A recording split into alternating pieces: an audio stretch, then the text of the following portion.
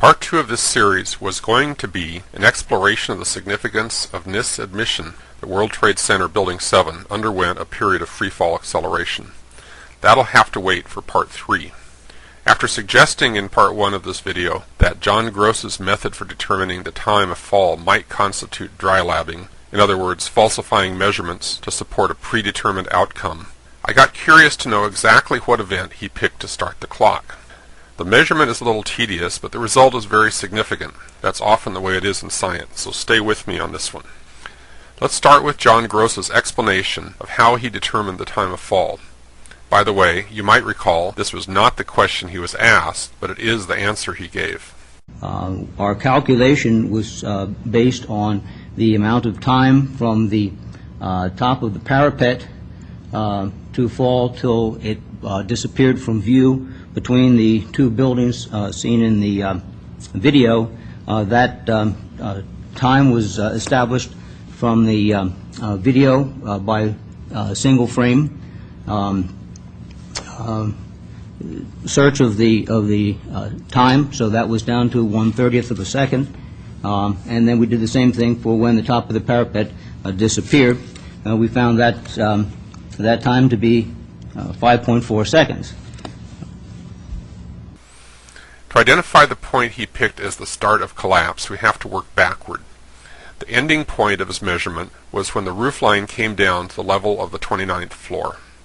In our video, there's a structure on the roof of a foreground building that lines up with the 29th floor of Building 7, so it's easy to identify.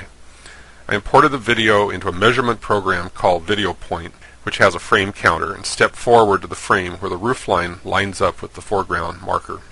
That's frame 178, counting from the first frame of the video clip I'm using. At 30 frames per second, 5.4 seconds comes out to be 162 frames. Subtracting this from frame 178 brings us to frame 16. So let's go back and see what's happening at or about frame 16. I put a red mark on frame 16, so as it goes by, you'll recognize it. Let's go back to the beginning and step through this section of the video. Watch for the beginning of the collapse.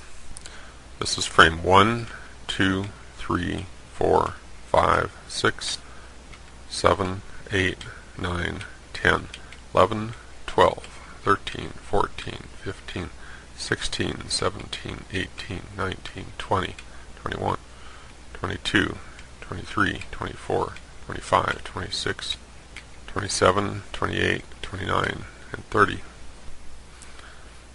We're up to frame 30. Did you see the collapse begin? I didn't. Try rewinding the video a few times. It's pretty boring. There's not the slightest hint of any collapse until frame 40. 40, 41, 42, 43, 44, 45, 46, 47, 48, 49, 50, 51, 52, 53, 54, 55, 56, 57, 58, 59, 60, 61, 62, 63, 64, 65, 66, 67, 68, 69, 70. There's a tiny motion of the corner of the west penthouse at frame 40. Then there is no more motion until about frame 46. Note that the motion of the penthouse precedes the movement of the roofline. There is no measurable movement of the roofline until frame 46. That's a full second beyond frame 16. Even then, there isn't any progressive ongoing movement of the roofline until about frame 60. By then we're back to just over 3.9 seconds of collapse time, or in other words, the onset of freefall.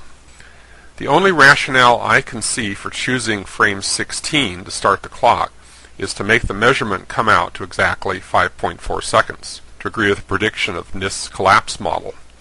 But what if I'm wrong? What if they did see some tiny movement on a clearer version of the video? That tiny movement, whatever it might have been, did not last. It would have had to have been a glitch, and the scientists at NIST would recognize it as a glitch, because there's no measurable difference in the height of the roofline for the next 20 to 30 frames. What can we conclude? You can draw your own conclusions, but I think it's pretty clear that the whole idea there is any kind of real 5.4 second collapse interval is a fiction.